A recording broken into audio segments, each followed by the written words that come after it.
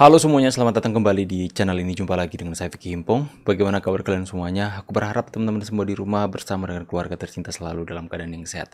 Kita akan segera membahas berita-berita terbaru terupdate. Kalian harus stay sampai selesai karena ada berita-berita yang seru dan menarik menanti kalian. Kita akan segera bahas video yang pertama.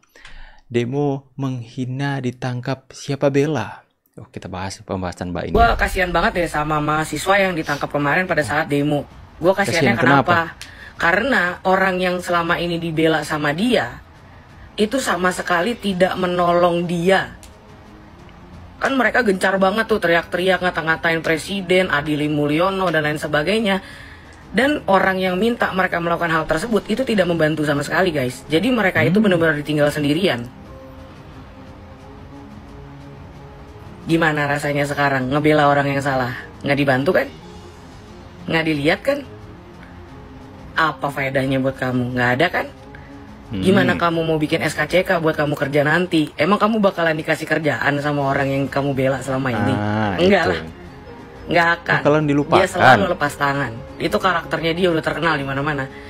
Dia selalu lepas tangan, dia nggak mau peduli, ya kan? Gitu. Jadi makanya buat teman-teman semuanya, kalau lu pengen bela orang, lihat-lihat dulu. Kalau lu pengen bantu orang, lihat-lihat dulu. Lihat aja Mami Nunung sekarang tuh. Contohnya. Jadi bantulah orang-orang yang menurut kamu lebih layak dibantu dibandingkan mereka yang tidak akan pernah tahu rasanya untuk bisa berterima kasih sama kamu. Percaya. Itulah betapa kecewanya orang tua mereka. Orang tua itu berharap untuk mengkuliahkan anak mereka. Suatu saat nanti anak saya bisa membanggakan keluarga. Alih-alih melihat masa depan yang cerah anaknya, sedih yang didapat, kecewa yang didapat ketika melihat anaknya sudah menjadi korban hasutan mereka yang ingin memecah belah bangsa ini. Ya, mereka adalah mahasiswa-mahasiswa yang mungkin terhasut dengan hasutan para koruptor. Mereka yang terkena dengan efisiensi anggaran dan kemudian menghasut para mahasiswa untuk menjadi pion mereka. Dalam permainan catur, pion pantas untuk dikorbankan untuk mendapatkan suatu tujuan strategi yang sempurna. Makanya ketika pion itu dikorbankan, apakah mereka akan berusaha untuk melihat pionnya? Enggak. Mereka akan terus fokus dengan strategi mereka tanpa peduli pion-pion ini udah pada jatuh bertumbangan. Makanya sadarlah kalian. Kalian kan kaum intelektual. Katanya kalian itu akademisi, tapi kenapa kalian sangat mudah untuk dibodohi, hai mahasiswa? Come on, sadarlah. Jadilah generasi yang baik hari ini. Kalau seperti ini, seperti yang katakan tadi ya, SKCK, surat keterangan untuk kelakuan baik, Anda mau dapatkan dari mana kalau mau melamar kerja nantinya? Udah tercoreng kan nama baik Anda? Saya itu udah diem loh ya. Kesabaran ada batasnya. Saya diem, dicela saya diem, dijelekan saya diem, dimaki-maki saya diem. Saya ngalah terus loh. Tapi ada batasnya. Saya itu udah diem loh ya. Ya, sudah saatnya Pak Jokowi gunakan haknya sebagai warga negara untuk melawan segala tuduhan dan fitnah ke jalur hukum. Ini yang kami tunggu-tunggu, Pak. Ini yang rakyat Indonesia tunggu-tunggu, yang selama ini diam Bapak itu membuat kami sakit hati, Pak. Diam Bapak membuat kami sedih, Pak. Makanya ketika Pak Jokowi memberikan sebuah statement bahwa kesabaran ada batasnya, saya akan lawan. Itu yang kami tunggu-tunggu, Pak. Itu yang kami tunggu-tunggu. Rocky Gerung ditangkap. Wah, senang saya dengar. Apa ini? Bentar kita naik dulu. Dosen Unair adalah provokator demo. Sekarang sudah ditangkap. Pantas kalau BEM-nya saja seperti itu. Karena didukung dan disuruh oleh dosen dari BEM Unair. Sekarang sudah ditangkap provokator yang menyuruh para mahasiswa untuk berdemo, menghina dan mencaci maki presiden. Coba kalian lihat, kira-kira pendukung siapa dosen tersebut? Dosen tersebut pendukung siapa? Itu kemarin saya melihat dosen tersebut memberikan kata-kata, saya bukan penjahat, saya hanya tersesat. Dan banyak yang mengatakan itu seperti dosen HTI. Gimana mahasiswa nggak tersesat jika dosennya memberikan hasutan seperti itu? Makanya perlu dikaji kembali, harus benar-benar dilihat kembali dosen-dosen yang memberikan paham-paham yang salah di kampus-kampus. Harus disortir kembali nih dosen-dosen. Ya, makanya dosen tersebut ditahan. Gimana mahasiswa nggak mau bobrok, nggak mau tersesat di jalan yang salah? Dong dosennya mengaku tersesat. Ya, kita benar-benar sudah terungkap teman-teman ya, bahwa dosen yang menyebabkan salah satu hal sehingga mereka itu tersesat pola pikirnya. Ini parahnya. Dapat nasi bungkus sari, mana itu mantap, habis makan lanjut demo. Jangan tahu rakyat bersamamu, kumpulan manusia mental gedibal. Bela rakyat apa buru basbung? Apa basbung? Nasi bungkus kah? Nasbung dong, bukan basbung.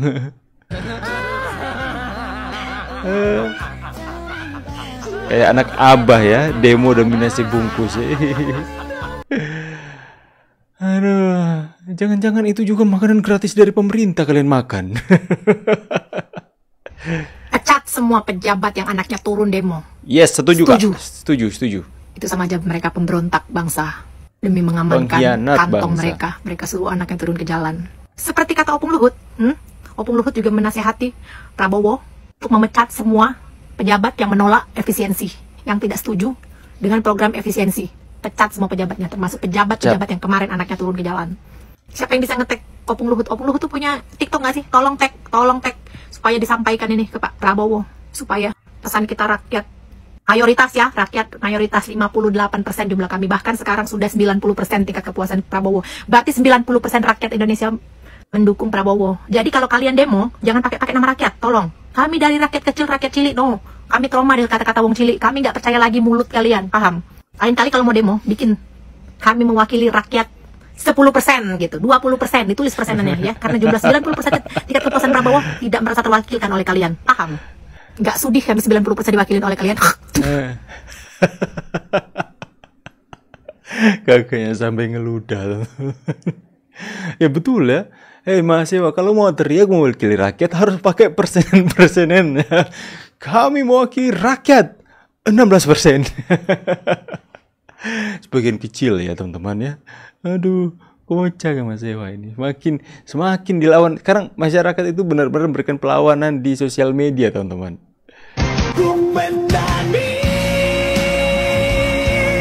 Membayangkan teman-temannya ikut juga ditangkap ya dek, disekolahin orang tua baik-baik malah hina presiden.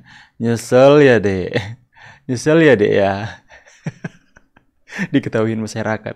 Kenapa ditutup mukanya dek? Aduh. Apa lagi nih? Semester saya tinggi 6 juta, saya bingung kalau kajian saya dicari. Ini adalah salah satu mahasiswa yang kehilangan beasiswa. Dari 12.000 mahasiswa yang dapat beasiswa akan dicabut oleh pemerintah. Nangis. Yatim piatu ya. Oh, dikasih beasiswa itu untuk kuliah.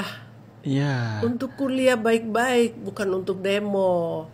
Emang uang demonya kemarin nggak bisa gantiin beasiswa? Oh nggak bisa, cuma 40.000. Nah ini makanya pikir waras. Ya, gelap jadinya kan. Indonesia gelap memang. Setelah demo gelap beneran karena ucapan adalah doa.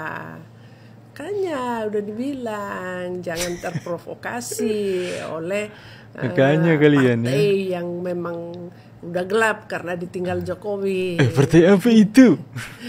Ya kita mah kasihan. Sebutin aja namanya, inisialnya PDIP. Ya kan? Pendemo Indonesia Gelap marah-marah saat aksinya dilarang karena arogan. Pak, tahan nih. Itu apa? Bicara aturan apa? Kok kasih lihat saya aturannya? Apa? Kau juga. Kau lihat sekarang aturannya. Kau kita bicara hormati. Kau kasih lihat aturannya. Kenapa kau bicara? Dalam hatinya bapaknya, tunggu kau kameranya nggak kesawaret. Ku tangkap kau. Tunggu kau nanti ya. Aturannya mana? Songong kali kau. Iya kau pintar, kau kasih lihat saya balik sama lo, kau kasih lihat saya aturannya. Iya kau bisa. Nanti ditangkap nangis minta maaf, saya minta maaf.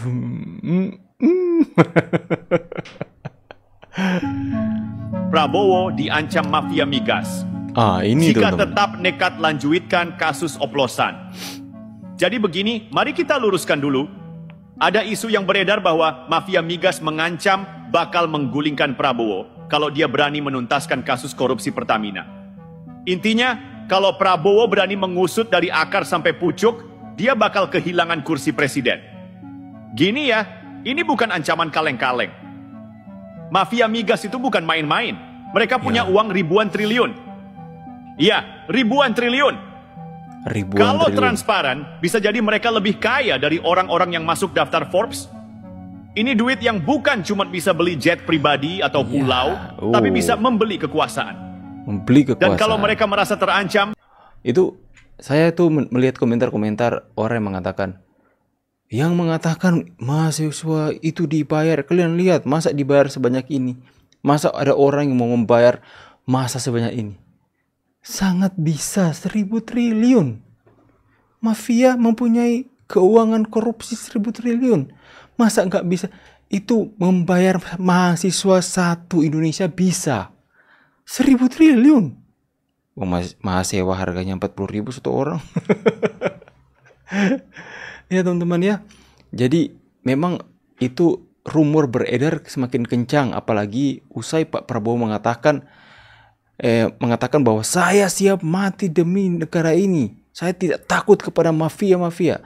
Dalam pidato Pak Prabowo menyinggung hal itu memberikan sebuah kesan bahwa rumor ini semakin kuat. Ini bukan hanya sekedar isu mungkin teman-teman ya. Sadar atau tidak sadar, mafia migas itu benar-benar mempunyai power teman-teman dalam keuangan. Bayangkan, dalam puluhan tahun mereka beroperasi di Indonesia tanpa dikorek setiap kegiatan ilegal mereka, tapi ketika giliran Pak Prabowo itu dirombak, kalian pikir mereka kekurangan dana untuk membuat kacau, membayar mahasiswa untuk demo-demo? Kalian pikir nggak seperti itu? Ya, itu bisa saja terjadi. Makanya Pak Prabowo itu benar-benar memberikan peringatan keras, saya siap mati demi rakyat Indonesia. Saya tidak takut kepada mafia. Kalau perlu saya akan penjarakan mereka di tempat terpencil. Ya seperti itu teman-teman. Makanya masyarakat Indonesia harus terus kawal, jangan berdiam diri. Jangan mau kalah dengan sekumpulan para mafia-mafia migas ini teman-teman. Yang benar-benar beria-ria atas penderitaan bangsa Indonesia, rakyat Indonesia. Mereka bahkan membuat grup.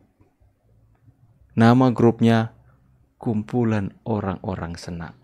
Senang atas penderitaan rakyat Indonesia kalian. Bagaimana pendapat kalian semua? Tulis di kolom komentar. Saya pamit dulu, see you on the next video and God bless. Bye guys.